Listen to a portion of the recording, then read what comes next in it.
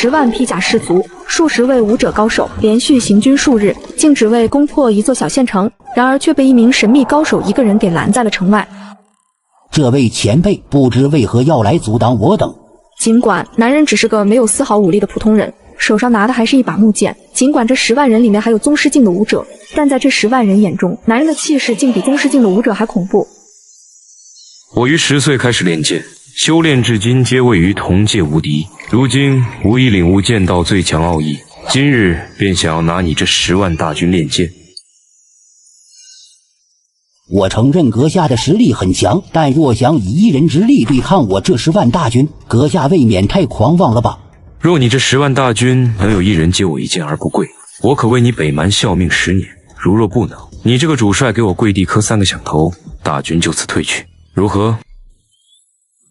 本帅在此领略阁下的剑招。看好了，此乃我新悟的剑法，此剑一出，凡人要跪，帝皇要跪，仙人也得跪，故此剑名为仙人跪。这是什么剑法？居然可以让我一个2阶强者的身体脱离掌控。倘若对方这一剑不是让我跪下，而是让我自杀，我能挡住吗？请前辈恕罪。该履行承诺了。撤军。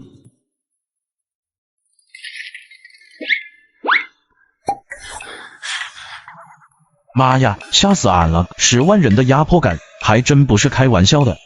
不愧是系统爸爸给的道具，就是牛，连2阶的大佬都能唬住。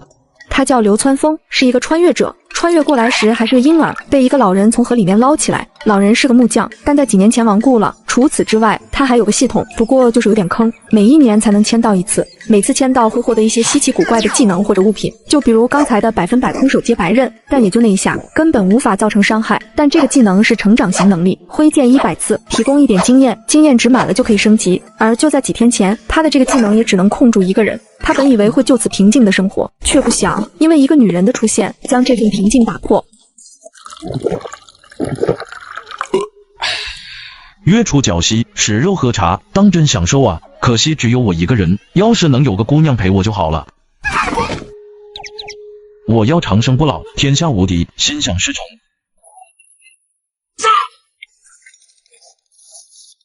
我说我是个瞎子，你们信吗？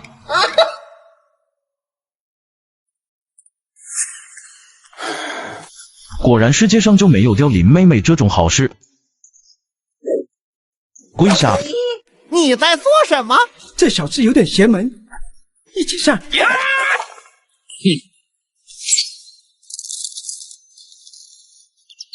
还是这艺术真好用，就是距离太远容易诈骗。老伙计，开饭了！这是他通过系统抽奖获得的另外一个能力，只吃尸体的食指，同时还可以反馈少量能量给他。受了这么严重的伤，还是在中毒的情况下，看来活不久了。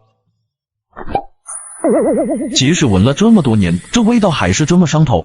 这葫芦也是他通过系统获得的，葫芦可以自己孕育一种可以解百毒的药丸，只不过味道汤臭。接下来就看你自己的造化了。这么快就行了，不愧是武者。我身上的毒是你解的吗？是啊。用什么解的？我家祖传的9转还魂丹，要再来1颗吗？他当然不信，因为在他印象中，解毒药丸可不是这样的。感谢公子救命之恩，我叫赵玄洛，敢问公子如何称呼？在下流川枫。唉，你可知道救我会给你造成麻烦？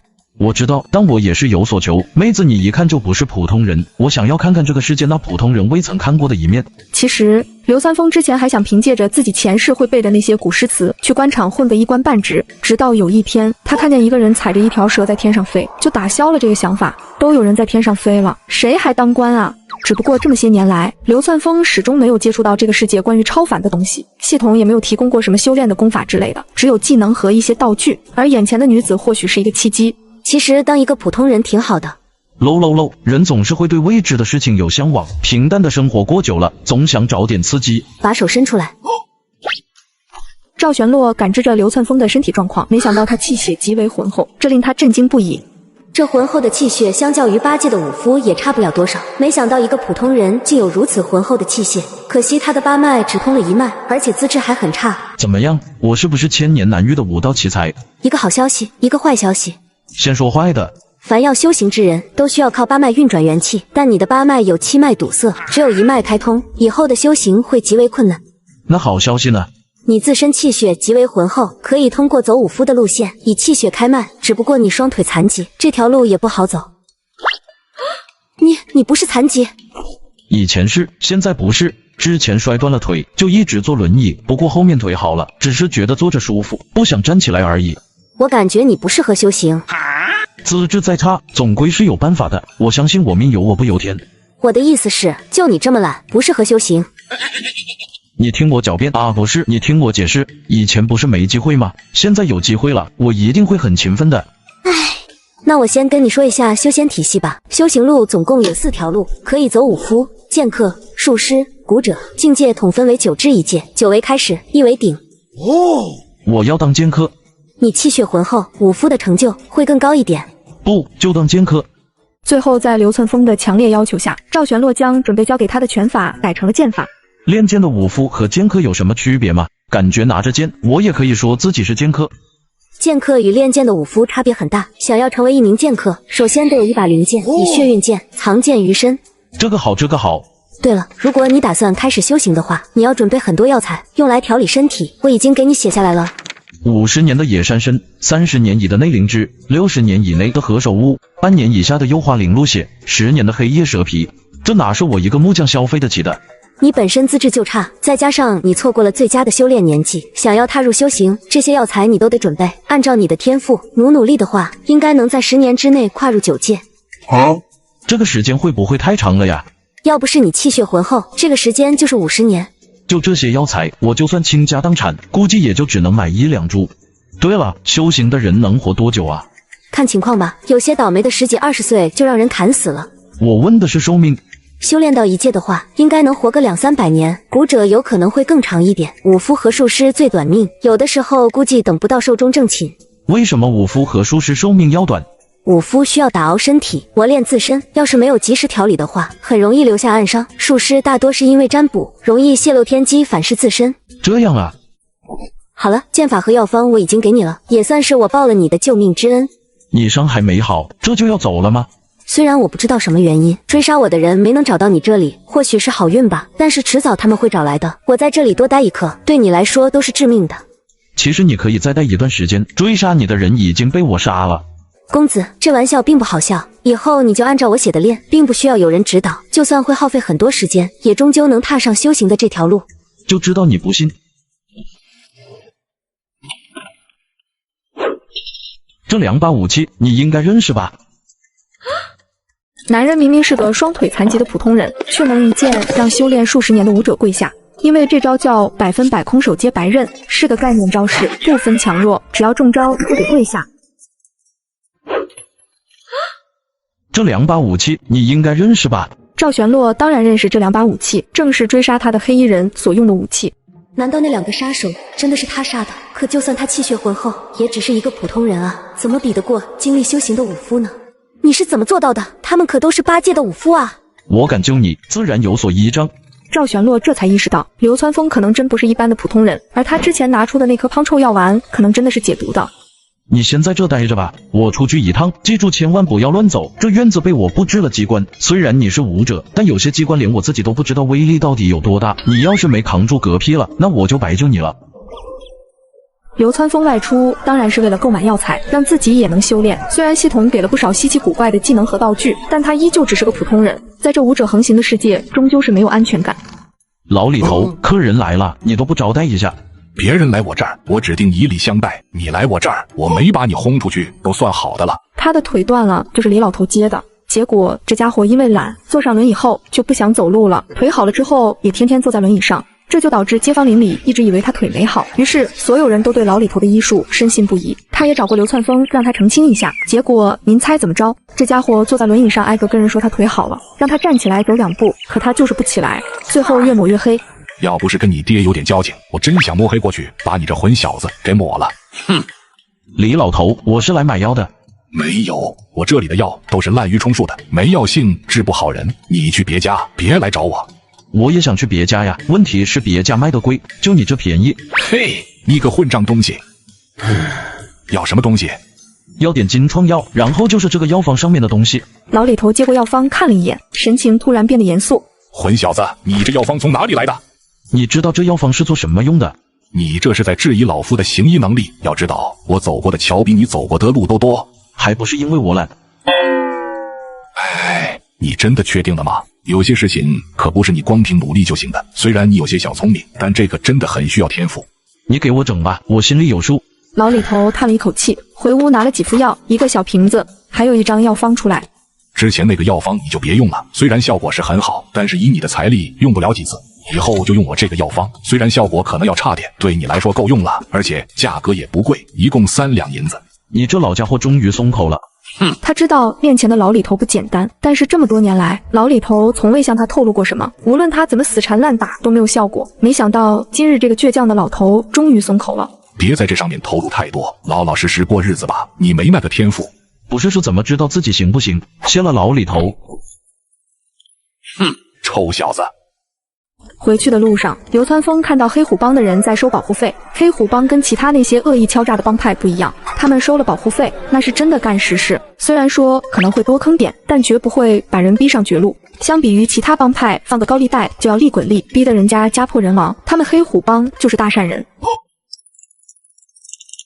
峰哥怎么有空出来逛街了？你们收保护费不都是固定日子吗？我记得好像还要个几天吧，怎么提前了？是这样的，峰哥，金刀帮发布了悬赏，让我们找一个女人，不管死的活的都给1000两，就算只给消息也有100两，但要是有帮派隐秘不报的。这个金刀帮这么嚣张？金刀帮可是巨北城中最大的帮派，人家可不像我们这样小打小闹，干的都是大生意、大买卖，一个小指头就能碾死我们。既然这样，那你们小心些，毕竟有些钱不是那么好挣的。我明白，谢谢峰哥，我送您回去。老大怎么对一个残废这么好？还记得我们第一条帮规是什么吗？不能招惹老管家的木匠，凡是违规者，打断双腿，逐出帮派。他就是那个木匠。另一边，路走到一半，流川枫就没有让二虎送了，而流川枫手里那几大包药，二虎看到了，写有金疮药的小瓶子，他也看到了。看着流川枫的背影，二虎陷入了沉思。他想到了几年前的那个晚上，一直跟他们是死对头的恶暴帮，10几位罪大恶极的主要成员在一夜之间全部消失。也就在那天晚上，他看见了流川枫从恶暴帮的院子里出来。当时他还以为流川枫是去送礼，可当恶暴帮那10几个人消失的消息传来后，他就隐隐猜到了真相。相比于别人猜测的绑架、暗杀、抛尸，作为见证者的二虎想的更多。铁蛋，我有事要去办一下，这里就交给你了，好好干，听到没有？大哥，什么事要你亲自去办？要不我帮你。我去吹香楼用你帮。大哥，你放心，这里我能办好的。铁蛋看着二虎离去的背影，等待二虎彻底离开了他的视线后，那个水给我过来，我有事情。男人在逛街的时候发现一件奇怪的事儿，城中所有的老百姓竟然都不干活了，而是拿着一张女子的画像四处寻找，因为只要找到画像上的女人，就可以获得1000两的赏金。妹子，我能问一下你是干什么的吗？杀手，不然我也不会被人追杀了。难怪，看来得准备开溜了。啊？昨天晚上追杀我的人不是被干掉了吗？城中最大的帮派在派人找你，甚至给出了1000两的赏金，不论死活。1000两，我干1年都挣不到这么多，什么帮派啊？金刀帮。我没接过针对这个帮派的单子呀。你跟这个帮派没有结过任何仇怨吗？没有啊，我都没听说过这个帮派。那就有意思了。在这里待了10年，现在要走还真舍不得。可那金刀帮，咱惹不起，也得罪不起啊。峰哥更是戏本当中的高人，咱更惹不起。铁蛋，对不住了，回头哥给你多娶几个嫂子。哎，那人怎么那么像铁蛋？铁蛋，虎哥，你不是去春香楼了吗？怎么走我后面了？你怎么离城了？虎哥，你不也离城了？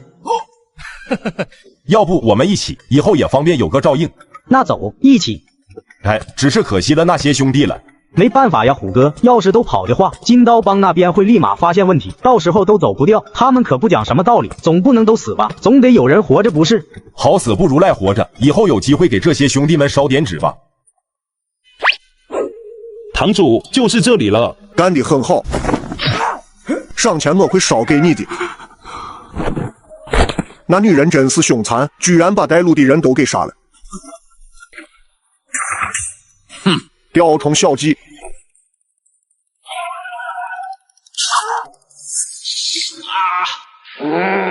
好个小娘皮，竟然不自这么多机关，等我将你抓住，定要让你好看。消失白糖加木炭，火树银花大1万。你该不会是活了上百年的老妖怪术师来逗我玩的吧？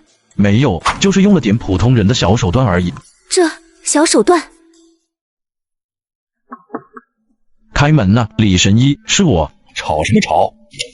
有事李神医，没事老李头。这么急，你是有老婆要生孩子吗？你还真把人家姑娘肚子搞大了。这事你不该找我，你应该去找王婆。你个老不正经瞎想什么呢？我家没了，就只能来你这里暂住一下。你家怎么会？先进来再说。也就是说，刚才那动静是你干的？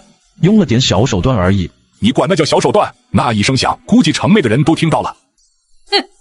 哎，算了，你们先住下吧。老头子，我就不打扰你们夜生活了。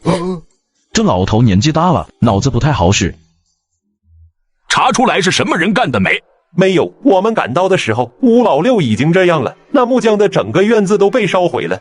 那娘们儿只是一个7界的剑客，吴老六是6界的武夫，不可能被伤成这样。看来还有其他高手。给北蛮那边通信吧，万一那封信走漏出去，我们都得死，只能让这一城的人跟着一起陪葬了。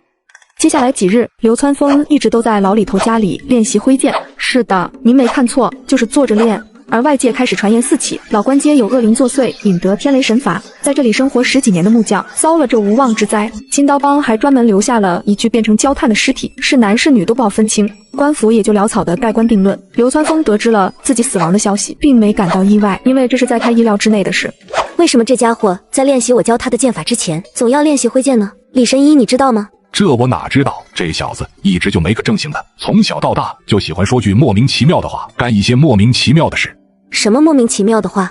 这小子小时候拿把木剑，就说自己未来会是剑道魁首，一剑可以叫那仙人下跪，还写过一首诗：10步杀一人，千里不留行，事了拂衣去，深藏身与民。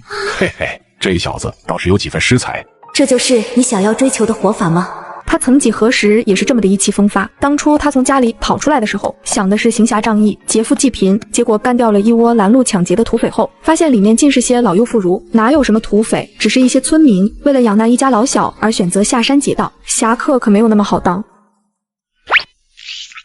金刀帮那边安排妥当了吗？回四皇子，按照计划，他们已经将消息传至北蛮。很好，在那些蛮子动手后，金刀帮给我处理干净。是。我的好二哥呀，你还是回边境好好当你的大将军吧。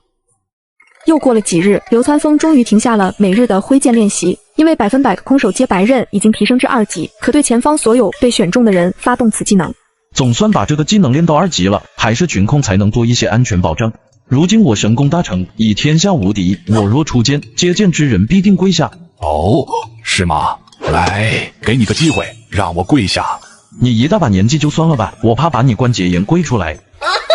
嘿，让你出剑你就出剑，哪那么多？你们这的习俗都是长辈给小辈下跪行礼吗？他怎么了？这不过年了吗？没给他发红包，生闷气了。跪！我劝过了呀，你不听，还非要我出剑，现在怪我了。这是青鳞剑。怎么，你认识这把剑？当然认识，天下名剑百榜第65位青鳞剑，传说中是用蛟龙全身最硬的36枚鳞片打造而成。这等名剑，你从哪里来的？他给的。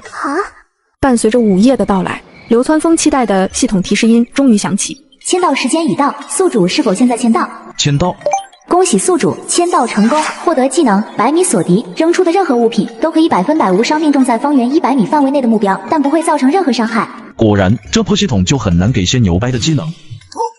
如果是那2个东西跟这个技能搭配起来使用的话，那就是神技啊！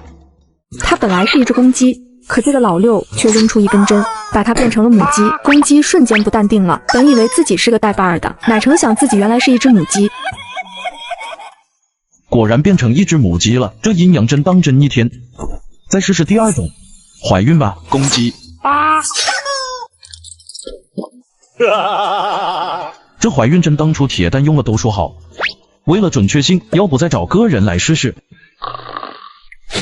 谁在算计老夫？该不会是那混小子想拿我练剑吧？你不是已经剑道大成了吗？怎么还在练？我想再精进精进。你这个剑要怎么练？一指挥剑就成。没什么窍门吗？你看我练这么久，有发现什么窍门吗？这小子我从小看着长大的，他从哪里学的这么诡异的剑法？要不这样，你给我透露一点点窍门，我给你一颗丹药，可以让你快速突破到9阶。该不会有什么副作用吧？比如说影响我的根基之类的。嘿，就你这天赋还有根基？你放心，我这丹药没有副作用，还能起到固本培元、通脉、提高资质的作用。你跟街边摆摊卖大力丸的是一个话术，实在没有太多可信度。要不这样，你把青灵剑给我，我就告诉你。嘿，咋不让我给你暖床呢？你就不能好好说话？人家妹子都以为我是变态啊！你小子上来就要青灵剑，你咋不上天呢？那青灵剑借我玩一段时间，那个药我在吃了之后试试效果，我再告诉你诀窍。行吧。玄洛妹子，你伤好的如何了？好的差不多了。战斗力会有影响吗？不会。既然如此，那我们去金刀帮拜年吧。最近发财了，居然买新车了。哪有？这是我在瓜子二手车上买了台21款的特斯拉 Model 3，没想到只花了9万9，比新车便宜了13万多，但开起来跟新的一样。现在新车掉价快，买瓜子特划算。这么便宜，靠谱吗？当然，瓜子每台车都经过官方专业检测，还能限时开3天，放心买就行。现在去瓜子搜车好省，你也能9万9买特斯拉，千万别错过了。那封信现在在哪？在一个女杀手和一个叫流川枫的木匠手中，他们俩并没有出城，还在城中。既然如此，就给你们一个痛快吧。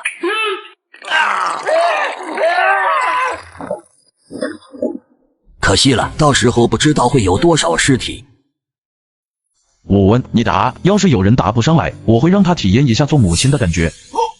大哥，你有什么话就问，我们一定知无不言，言无不尽。特么的，这屌毛太邪门了，一进来就到处谈真，凡是被他甄家中的兄弟，全都变成了女人。这小娘皮也甚是凶悍，进来就砍人，一点道理都不讲。俺们只是小马楼，至于嘛，难怪帮主要提前跑路了。你们老大去哪了？昨天帮主和几位堂主就离开了去北城，至于去哪，我们也不知道，只是让我们依旧在城门口守着，看你们2位有没有出城，其他的就没有说了。那你们为什么要追杀我？这个我们真不知道啊。既然这样，那除了这个回答问题的，其他人来尝尝怀孕的感觉吧。哦，对了，忘了告诉你们，我说的是让你们还是男人的时候就怀孕。我知道，我在之前服侍堂主们的时候，曾无意中听到他提起过，之前帮内进了个贼人，偷走的一封信，后来那人好像被这个女菩萨所杀，但那封信却不知所踪，所以他们认为是被女菩萨拿走了。什么信？我之前是杀过一个小偷，不过杀了那个家伙后，就把他身上的东西全给烧了。你过来。你对我做了什么？为什么我突然感觉好恶心，想吐？我不会真怀孕了吧？少废话，想活命就跟我走，剩下的人你自己看着办吧。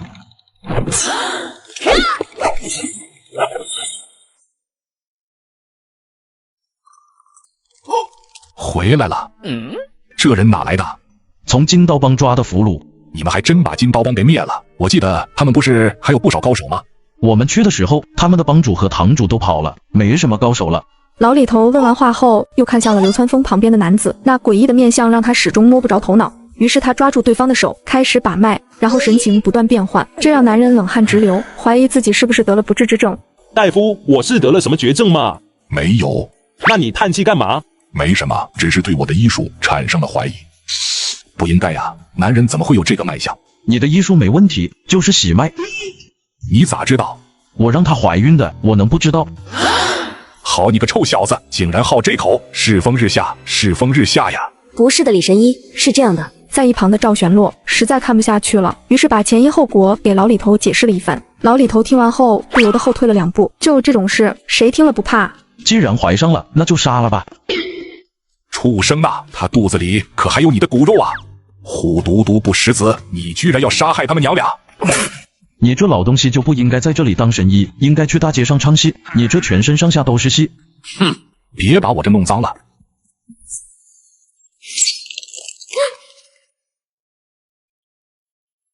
前线急报，速开城门！不知城守大人这么着急叫我们前来是有何事？北蛮10万大军打过来了，镇北城已经被攻破。城守大人真会开玩笑，北蛮怎么可能会在这个时候跟我们打？还是派遣10万大军？更何况镇北关可是我们大州第一雄关，哪有那么容易被轻易攻破？我没有开玩笑，今天中午我亲自接见了那一名从镇北关逃回来的士兵，情报不会有误的。真的假的？真的假的？真的假的？守城士兵就几千人，我们肯定守不住的。要不保留实力，带领士兵往后退，退到后面的城池，集合力量一起阻挡。我们走了，就一城的百姓怎么办？可我们留下也保不了巨北城的百姓，只会随着他们一起死亡。还不如我们先走，等日后有机会再为他们报仇。我意已决，人在城在，你们要走，请自便，我绝对不会阻拦。大人真的不阻拦吗？阻拦什么？我们既然决定留下来背水一战，像这种不是一条心的家伙就随他去。这些官员欺男霸女还行，要是真打起仗来，恐怕这些家伙是第一个喊投降的。对了，那20多个传令兵放出去了吗？回禀大人，已经放出去了。希望能尽量多拖住一点时间吧。你确定这玩意儿能让我成功突破到9阶？老夫岂会骗你？这药丸名叫破解丹，一人一生只能服用1颗。这种丹药可不好炼制，而且造价昂贵，所以数量特别稀少。要不是你小子侥幸遇到了我，这辈子都不一定能碰到一枚。吃完之后，你再尝试调动你体内的气血，帮你冲脉。流川枫听完，将药丸一口吞下，然后盘腿而坐，闭上双眼，细心感受。半个时辰后，他感觉一股热量自他的丹田散发开来，然后向全身蔓延。还是嗑药来的爽，来吧，让药力来的再猛烈一些。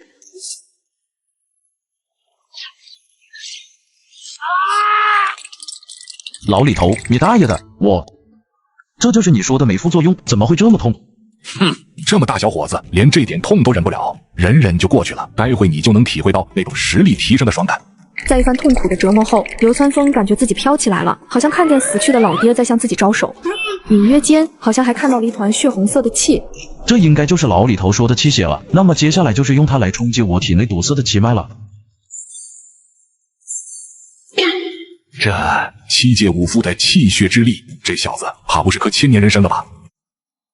他的食指里面住着一个怪物，只要吞噬尸体就能获得气血，所以从没修炼过的他，在开始修炼后，凭借自身浑厚的气血，直接突破2个境界，成为8阶武者。成了，连破2阶，小爷我是天才。这小子居然直接突破到8阶了，不是说他8脉只通了1脉吗？难不成他真是天才？那丹药是你改良过的吗？没有，嘿嘿，小姑娘要学会习惯呀，这家伙就不能把他当成正常人啊！谁家正常人用针扎人就能改变别人性别的，还要让人怀孕？你们就不惊讶吗？我连破2阶。哼，德性。告诉你个事，北蛮那边打过来了，据说是有10万大军，距北城肯定守不住，准备逃吧。怎么个事？具体情况不清楚，只知道大州的第一雄关镇北关已经被攻破，很快那10万大军就会打到这里来。这消息可靠吗？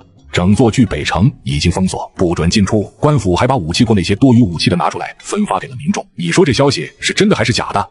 不过你们俩不用太担心，老头子我还是有点本事的，带你们俩逃出去还是没有什么太大问题的。老李头，你能对抗10万大军吗？嘿，你小子瞎话，还真是张口就来。那可是10万大军，不是10万只土鸡。我老李头到底干了点什么惊天动地的大事，会让你对我有如此高的期待？我还以为你是什么隐于凡尘的绝世强者，没想到就这。哼，你怕不是对修行者有什么太大误会？丫头，你给这小子说道。军中士兵大多练武，虽说不是修行者，但一些将领可都是实打实的高阶修行者，而且10万大军所结军阵也很是不凡，除了1阶的修行者外，很难有谁能够正面抵抗。老李头能够带我们逃离，已经很不错了。这样啊，赶紧收拾东西去，我今晚就带你们出城。你们先走吧。你想干嘛？我刚才与你解释过了，10万大军那不是单个人的力量就可以阻止的，你留在这里只是送死。这里是我的家，我可以离开，也可以去远游，但绝对不是被人赶出去。小子，你可想清楚了，你那些古怪的能力对付个人或许会起到很好的效果，但面对10万大军，你会被汹涌的人流踩成肉泥的。老李头，我爹还在这里，我想让他老人家过得安静一点，你放心，我就试试，不成功的话，我有办法跑的。青林剑借你小子要是能活着回来的话，来皇都还剑；要是不能活着回来，这把剑在谁手上，我杀谁。老李头，我突然感觉你好帅。滚！这是疗伤药，希望你用不上，我也在皇都等你。老爹啊，你说你都瞒了我10几年了，为什么不继续瞒着呢？我是不是你捡来的？我能不知道吗？老头是个没有什么文化的木匠，以前也娶过媳妇儿，也有孩子，只不过在灾荒年间逃难的时候，只有他一个人活了下来，却没想老来捡了这么一孩子，感觉是上天给予他的恩赐。为了给这个孩子取名，他特地提着几方肉去了当地的秀才家里，请对方取个名。此后对这孩子也是极为爱护，生怕磕了碰了。可就在几年前，老木匠大限将至，竟鬼使神差的将流川枫是捡来的事情告诉了他。老爹，这次看看你之后，估计很长一段时间不会再来了。如果真的有下辈子的话，你就投胎去我那个世界，在那个世界怎么着也比现在这个世界好混。您老人家勤快，随便找点事做，小日子应该也能风生水起。当清晨第一抹阳光洒在这山巅，流川枫手中凭空多出了一个面具，他将面具戴在脸上，身上突兀的出现了一袭飞袍，一股难以言表的强者气势迸发而出。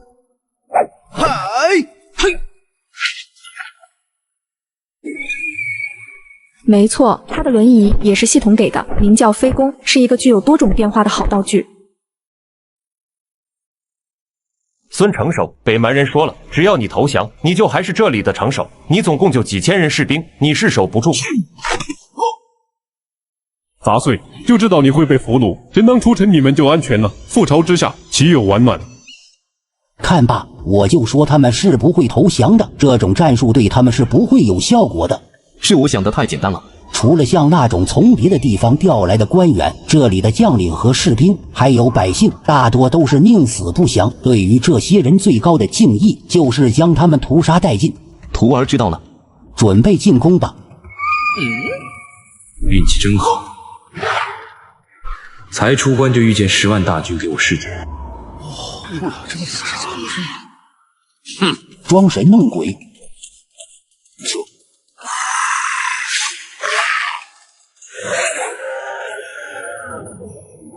幸好我开了，出场就搞偷袭，这谁受得了？这玩意居然是个僵尸！老伙计，这玩意你吃不吃？我操！这是什么怪物？我用3界5符实体炼制而成的金尸，居然被他吞噬了。这位高手不知为何要来阻挡我等。我说过，我要拿你这10万大军练剑。我承认阁下的实力很强，但若想以一人之力对抗10万大军，阁下未免太狂妄了吧？狂妄是要有本钱的，而我正好有。我于10岁开始练剑，修炼至今皆位于同界无敌。如今无意领悟剑道最强奥义。今日若你这10万大军能有一人接我一剑而不跪，我可为你北蛮效命10年。如若不能，你这个主帅给我跪地磕3个响头，大军就此退去，如何？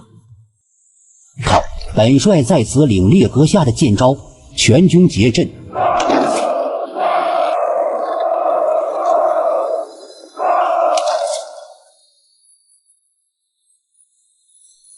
看好了，此乃我新悟的剑法。此剑一出，凡人要跪，帝皇要跪，仙人也得跪，故此剑名为仙人跪。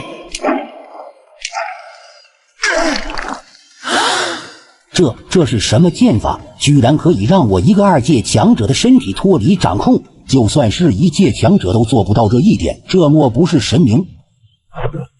神明大人，请恕罪。该履行承诺了。撤军。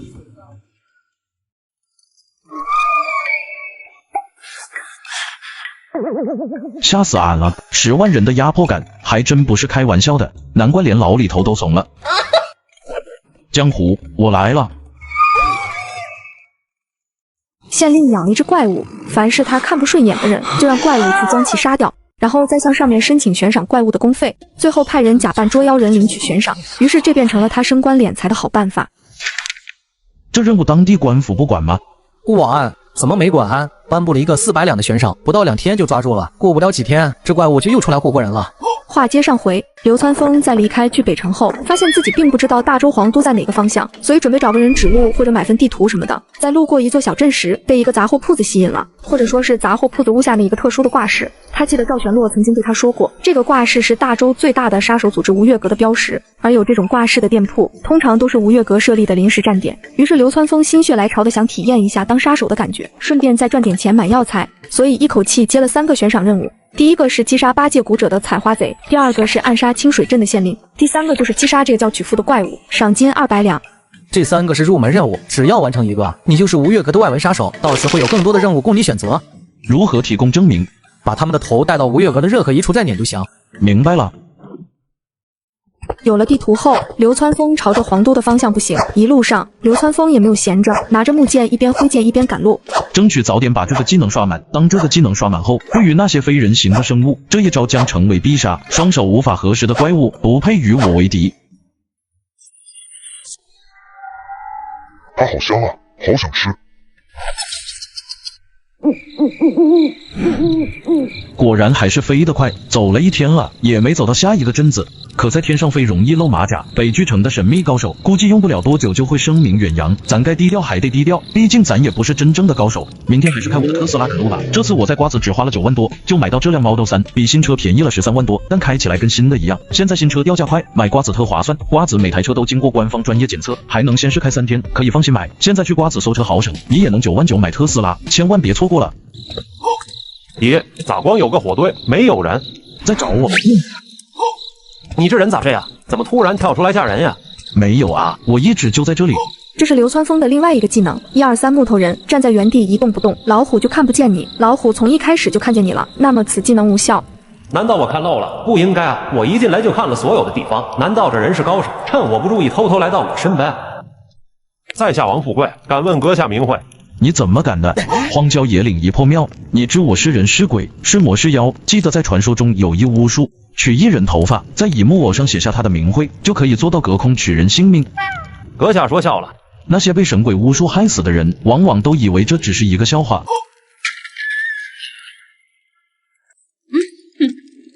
在古代，大便是不能吃的，这个男人却直接炫了一碗，因为他吃臭的东西就能解百毒。就在刚刚，突然出现一男一女，一进来就偷偷放了毒。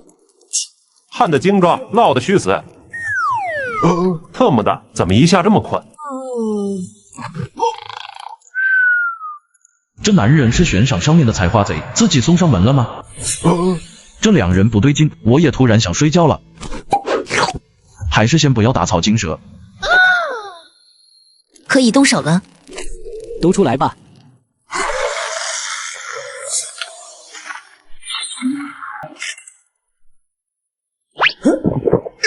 谁给我喂食了吗？怎么这么臭？怎么回事？还能怎么回事？闹鬼了呗！小弟弟，你倒是有点意思，中了我的10箱软金伞，竟然没事。更有意思的还在后面。哇，是吗？那让姐姐看看。跪下！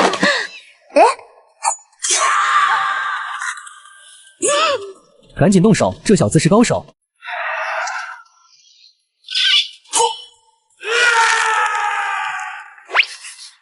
就是这个味道，让你给我灌食。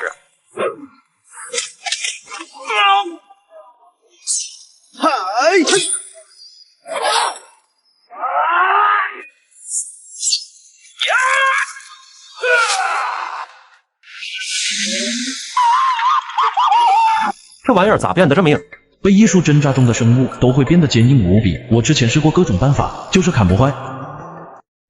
我问你答，你知道我是谁吗？你知道我在为谁做事吗？我不知道，但你好像忘了一个事，这里荒郊野外，我把你的尸体处理干净，无论你后面的来头都再大，又有谁会知道是我干的呢？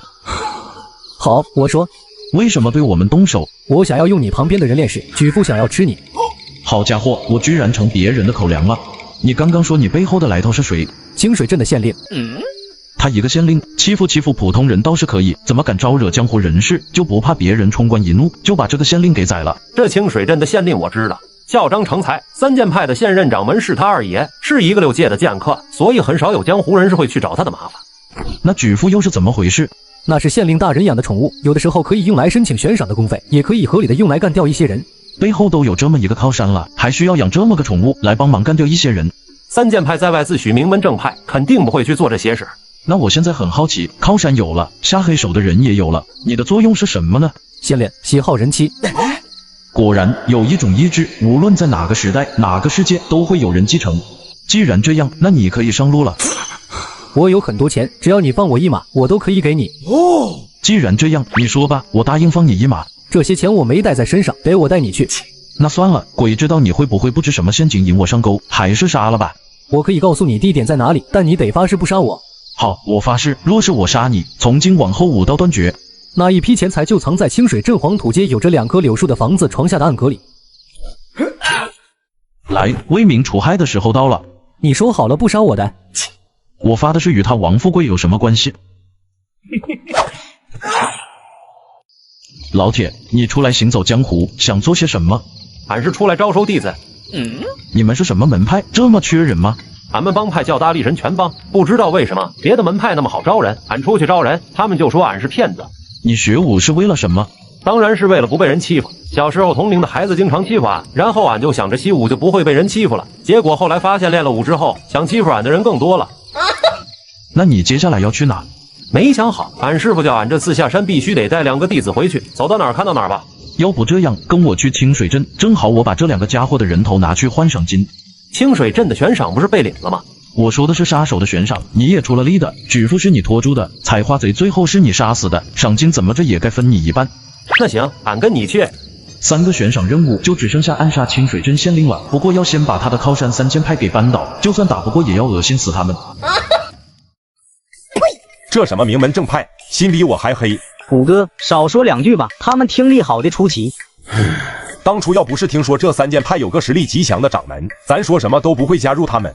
是啊，咱们交了那么一大笔银子，结果却成为了什么外门弟子，还说以后努力一定可以成为内门弟子，信他个鬼呀！外门弟子别说练武了，天天让我们干脏活累活。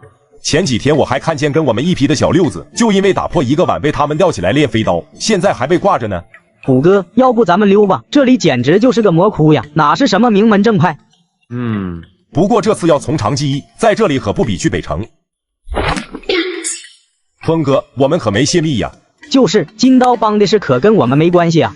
我当然知道你们没泄密，不然你们也不可能在这站着。没想到你们居然加入了这个门派。峰哥搞不好是过来找事的，可不能把自己牵连进去。峰哥，我们才入派几天，很多事情我们都没有资格参与，一天就是在这个帮派里面打扫卫生、刷马桶什么的。就是峰哥，我跟你说啊，这个帮派里面就没好人。峰哥，虽然说我才来这里几天，对这里也还算熟悉，你要收拾他们的话，我带路。行，那你带路吧。10几个衣不蔽体的女子被关在了铁笼当中，此时却忘记了害怕，而是满脸惊愕地看着躺在地上的女人。因为女人刚才还是男人的时候，正准备欺负他们，结果被流川枫看见，于是用手里的阴阳针给她做了个无痛小手术，将她变成了女人。而此时女人躺在地上，发现自己根本动弹不了，她想要吼叫，却发现自己连一句完整的话都说不出，因为一身的修行被废，嗓子被毒哑了。神明大人，求您杀了我吧！我们被抓来后，每天过得生不如死，已经没脸活下去了。是啊，杀了我们吧，杀了我们吧！放心吧，你们所遭受的屈辱，我会让他挨个来一遍的。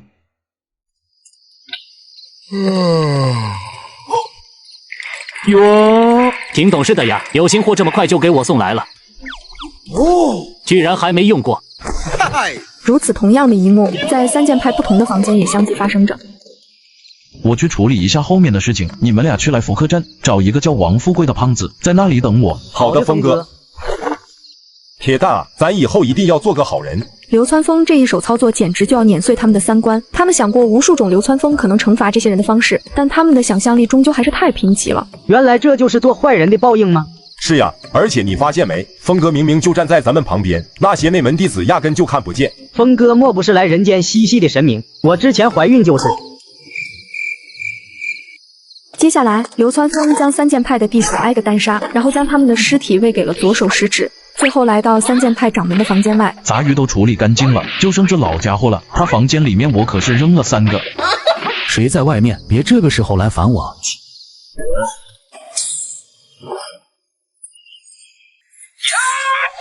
不愧是6阶的剑客，折腾一晚上还能这么猛。你不是我3剑派的弟子，阁下是谁？我是来给你3剑派送福利的，怎么样？新茶润不润？别折腾了，我没让他下作，没给你下毒。那阁下是什么意思？此子不简单，竟可以无伤接我的权力一剑。你就不觉得他们有些眼熟吗？阁下竟然绑了我弟子家的女眷，手段倒是很多，但这招对我没用，他们可不敢因为几个女人就反抗我。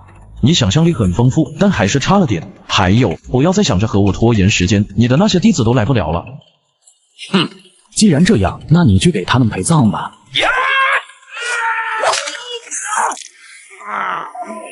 这是什么剑法？仙人龟 2.0。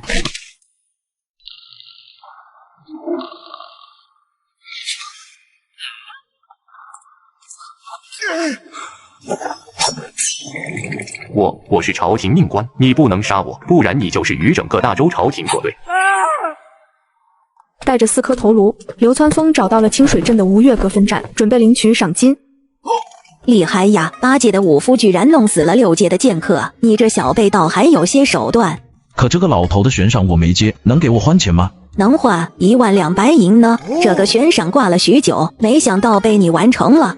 果然还是干杀手来钱快。王哥，你也是修行中人吗？没错。那你们门派还招人吗？当然收，不知2位可否愿意来我门派？加入你们门派，我们能做内门弟子吗？什么内门弟子？俺们门派不分着了。那我们是一加入门派就能学武吗？那当然，只要你们加入门派，俺们师傅会亲自传授你们武功。师兄，带我们回宗门吧。二虎和铁蛋这一声师兄叫的是情真意切，然而王富贵并没有告诉他们，大力神拳在没有练到6阶前，不能近女色，也不能亵元阳。门派里的师兄弟们一个个把胳膊练得比别人的大腿都粗，就连门派里的狗的肌肉都是隆起的。2位兄弟，你们先起来吧，跟我回宗门再说。你们这是在桃园结义吗？俺与这2位兄弟一见如故，他们想要加入俺大力神拳帮。好家伙，我本来还想给这俩货说道，没想到直接水到渠成了。给你，这是你那份悬赏。谢谢峰哥，俺任务完成了，准备回门派了。峰哥接下来准备去哪里？我要去皇都。那俺们顺路，峰哥跟俺们一起走吧。也行。年夜当晚，北蛮10万大军布阵北关。10万大军？为什么会是10万大军？我的确给北蛮透露过消息，但只是为了让北京燃起战火，让二哥调离京城。现在事情好像超出我的预期了。不行，我透露消息的事情绝不能让其他人知道。父皇，我即刻带兵前去阻挡。不用了，这10万大军已经退去了。为何？有一位神秘强者，仅凭一剑逼得北蛮10万大军退去。真的假的？真的假的？肃静。接下来有2件事要安排。第一件事，派兵抢回被北蛮占领的城池；第2件事，给那位神秘的强者进行封赏。退朝。早朝在这2件事讨论中结束，不过一些朝廷大员心中都明白。还有第3件事，皇帝并没有说这个消息是谁透露出去的。10万大军不可能突然兴起，是需要时间准备的。而北疆又与二皇子这个大家都看好的人挂钩，此事风起云涌。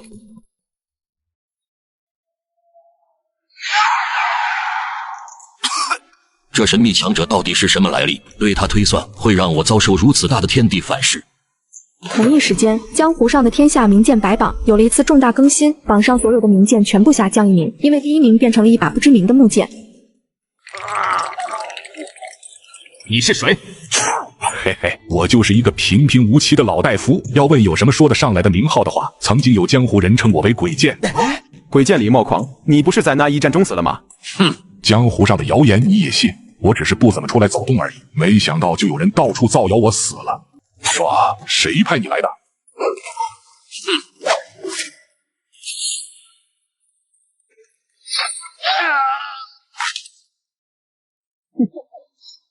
小丫头，对方够看得起你的呀，直接派了个5阶的武者来杀你。自从我们离开去北城后，这家伙就一直跟着。要不是有您在，我恐怕没办法从他手里活着。丫头，你家在黄都是干什么的？我爹是当朝丞相。难怪呀。他们来杀我，不是因为我爹是丞相，而是我之前宰了个小贼，那家伙身上有封信，被我当成没用的东西给烧了。他们是为了追那一封信。你没看到那封信的内容？没有。那你这后面的麻烦恐怕就不少了呀。我知道，还要麻烦李神医了。嘿嘿，没事，去黄都的这段路上有我罩着，没人能拿你怎么样。多谢李神医，只是不知道他现在怎么样了。你放心，那小子机灵得很，不会这样就死了的。诸位听说了吗？几天前，北蛮10万大军压境，镇北关被破。什么？北蛮人打过来了？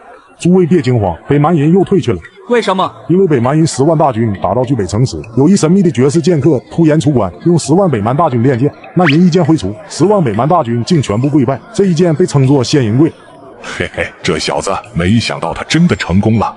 老李头当然相信这是流川枫干的，因为他跪过。这招居然能让10万大军跪拜，等在黄都遇到他的时候，一定要让他交丹药，可不能白喂。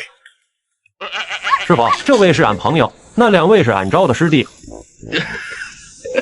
好，欢迎啊，欢迎！都别在大门口站着了，快进来吧。2棵树挂个牌子，你管这叫大门？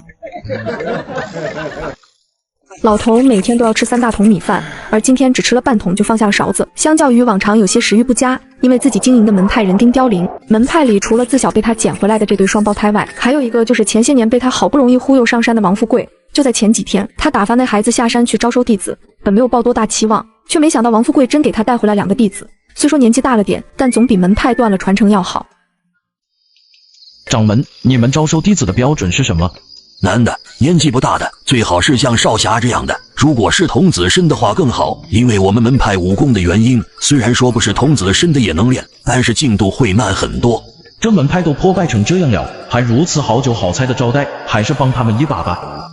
掌门，咱就是有没有想过改一下门派的名字？改名字？改什么名字？比如说把门派的名字改成合欢派。你说的是画本中的那个合欢派吗？从我这收走的画本，原来是为再看。先要胡言，我德高望重，怎么可能会看这种东西？我是想了解一下你们这些年轻人怎么想的，偶尔研究一下而已。少侠呀，你说的这名字它不正经啊！老掌门，你听我给你细细道来。你把名字改成合欢派后，去招收徒弟，你只用说一下门派名，其他的不用多说，他们也不会多问，因为懂这个名字的都会懂。而且我保证来的弟子绝对都是些男弟子，还是那种精壮龙虎的小伙子。可若是他们来了门派，见到这一副简陋的模样，想走怎么办？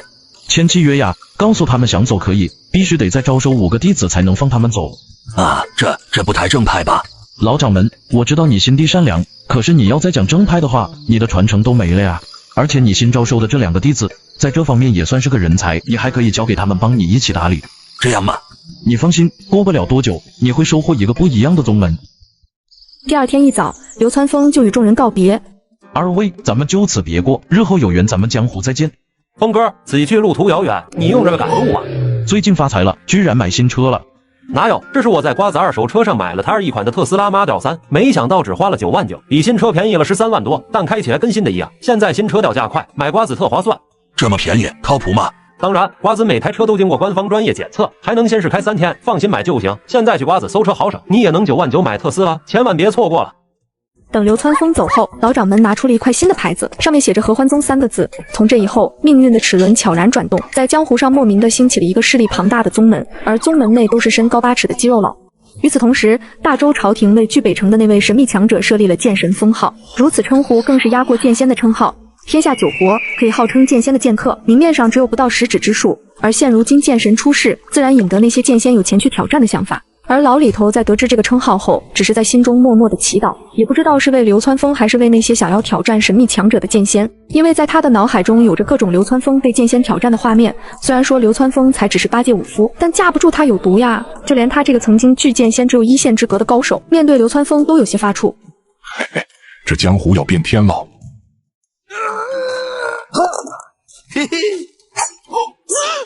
你们在干什么？这里怎么了？大夏，俺也不清楚啊，只是听那些从3剑派跑下来的外门弟子说，3剑派的老大以及那些内门弟子全部消失，俺就想着从这里拆点木料拿回去修修房子，罪不至死吧？我要听的不只是这些，还有没有其他有用的消息？据说我们来的时候，很多房间的地面上全是血迹，还有几天前有一个年轻人在3剑派发放钱财。他长得什么样子？这个俺真不知道，俺也是听别人说的，这个你可能要问那些从3剑派跑出去的人。你走吧。师兄，这很有可能是魔教中人干的。要知道，清水镇的县令也失踪了。先别妄下定论，听闻这3剑派的风评并不是很好，先去找一下那些从3剑派离开的人，画出那个年轻人的画像，让上面定夺。这次咱们主要任务是来通知下面这些门派去参加正义盟门派大选的。走吧，去通知下一个门派，好像叫什么大力神拳帮。师兄，这样的门派也要我们去通知吗？我记得这好像就是一个末等门派，整个门派加起来也就只有4个人，这一次都可能会被踢出正义盟。5年前也有一个人像你这样乱说话，然后他被一个同境界的人给一剑砍死了。总盟那边可是一个字都不敢说。为什么？我们可是代表着总盟的门面啊！因为那一个末等的小门派有一个被人遗忘的太上长老，重新回到了门派，收那个家伙为徒。记住，江湖上不只有打打杀杀，还有人情世故，很多时候还是要谨言慎行一些好。师兄，我们没来错吧？是这样，我记得上回也是这里，还是这2棵树。特使来了呀，快请进。免了，你们这是怎么回事？哦，给宗门改个名字，找算命先生算过了，说起这名字跟我八字合，以后门派能大兴。你是把人家算命先生的摊子给掀了，还是把人老婆润了？这名字跟你八字合。这次我们来是通知你们，6月6日正义盟门派大选，记得参加。好，好，好，我们一定准时参加。还有见过这个人吗？这人是犯了什么事吗？他屠灭了3剑派，估计用不了多久，总盟那边就会发出对此人的追杀令，估计会有不少赏金可以拿。好的，如果有对方消息，我一定上报总盟。师兄，不要点路费嘛。穷的连各大门都没有，你觉得有多少油水可榨？还不如赶紧前往下一个门派，节省点时间。拿人手短，吃人嘴软啊！那臭小子拿了那么多钱回来，估计跟这位少侠婆不了干系。罢了，3剑派那群畜生也不干什么好事，就当为民除害了。与此同时，正义盟在收到递上来的汇报与画像后，很快就发布了追杀令，而流川枫也马上就被认出来了。不过他凭借自身过硬的本领，暂时倒也没什么危险，但他也意识到自己行走江湖的经验实在太少，这才刚步入江湖就被追杀。好家伙，这下我成反派了，看来还得再多一个马甲了。村子里每死一个人，村民就要扔一个少女到府里祭拜河神，因为村子里掀起了瘟疫，而村民们遇到人力无法抗拒的灾难，就会把这一切归咎到神力怪乱之上。请河神大人显灵，保佑我们香木村。为什么要将乐乐姐扔到湖里啊？这是让你乐乐姐去跟河神老爷求情，保佑我们来年风调雨顺，让村子里的人都恢复健康。这样吗？那我也要去找河神求情，治好娘亲。你不用去，你乐乐姐一个人去就行了，人去多了，河神老爷会不高兴的。好吧，希望乐乐姐能为我娘也求情，等她回来，我就把我藏起来的那1颗糖给她。他乐呀，别怪我们，这也是为了村子。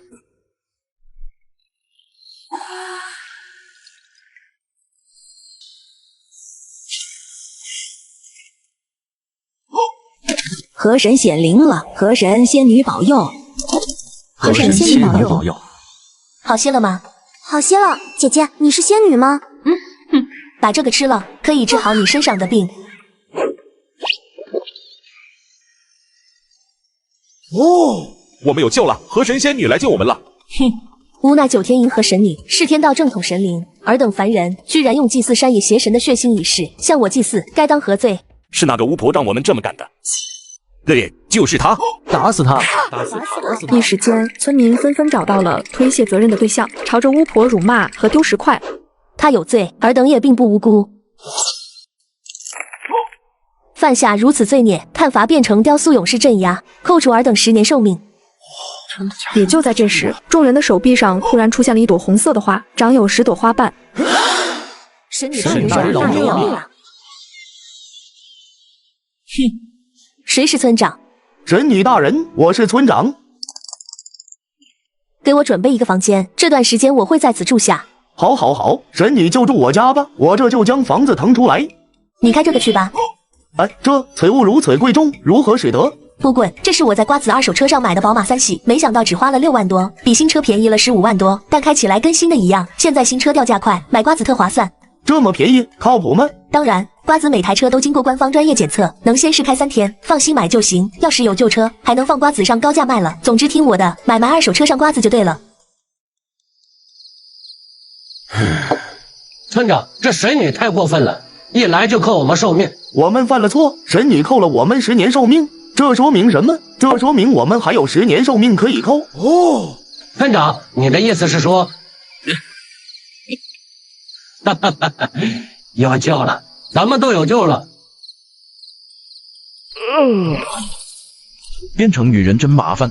没错，村民眼中的9天银河神女就是流川枫的新马甲，这也是他之前通过系统签到获得的另外一个技能——兰花指的美丽。只要捏起兰花指，就可以变成全场最美的姑娘。而村民身上的花也是一个技能，诡异的花纹会让人按心中所想出现花纹，但不会造成任何伤害。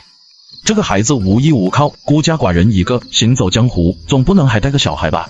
要不创立个神教，让这孩子当圣女吧，也不让他做什么，就当个吉祥物，这样就会有人照顾。可建立神教的话，得花钱呀，这里的村民也拿不出什么钱。我这刚到手的赏金还没捂热呢。这个你拿着，等会儿给村子里面的人分药。好的，仙女姐姐。接着，阿乐就看到身形娇弱的仙女姐姐单手拎起了旁边的大水缸，里面还装满了水，就是这水的味道滂臭。村长，你去把村里的人都叫过来，我给他们发治疗疫病的药。好的，神女大人，我这就去叫他们来。不到一炷香的功夫，村里的人就全过来了，每个人手里都拿着容器。但当他们看到水缸里发臭的黑水后，不由得有些疑惑。再看到一个病怏怏的人，喝了一口这水后，立马恢复了精神，身上的红斑也消失了。众人心中的疑惑也顿时全无了。管这水是黑的还是臭的，只要能救命，这就是神仙水。这里是3万两，你拿去给村子里买些粮食和良种，剩余的钱用来建造神庙。待着，我真该死，这可是神仙给的钱，这要是把钱卷走了，估计死都不知道怎么死的。我估计其他村子也会有人感染疫病，可以让人去把消息放出去，让那些感染疫病的人都来这里。好的，神女大人。对了，既然咱们要建造神庙，那神庙叫什么？就叫神庙，而我们的教派就叫九天教。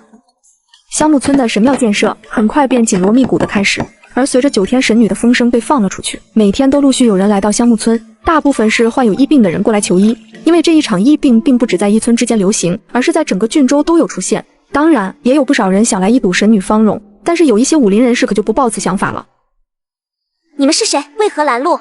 这位可是9天神女，你们还不速速退去！什么9天神女，不过区区贱民罢了。不过这模样，倒是比最春楼的花魁更胜一筹。休要放肆！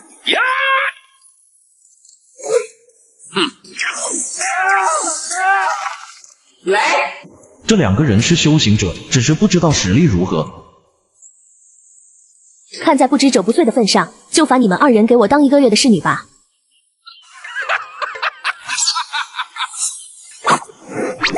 大哥，你看这个神女是不是傻了？还在这里？神女姐姐，我们错了。你们如此渴望女子，那我就让你们变成女子，并对你们进行为期1个月的考核。这段时间，你们负责在村子帮忙维持秩序。若有任何欺男霸女的行为，1个月后就不仅仅是变成女子这么简单了。如果表现得好的话，你们就会变回来。神女姐姐，我一定洗心革面啊！对，我们一定重新做人。既然跟在我身边做侍女，我就给你们2个取个名字吧。你就叫沃什，你叫沙比，记住了吗？记住了。你们叫什么？沃什、沙比。就这样，2个出场还没有自报姓名的武者就这么被改了名，2人还不敢反抗，因为他们用武力，对方用法力，根本不在一个层面上，没法玩。这场疫病跟以往的都不太一样啊，患病的人短则4、5天，长则10几天就会死亡，而且传染性极强。胡大夫，我娘子还有救吗？其实我已经研究出治疗药方，可药方大多用的是名贵草药，你们根本用不起。娘，你有救了！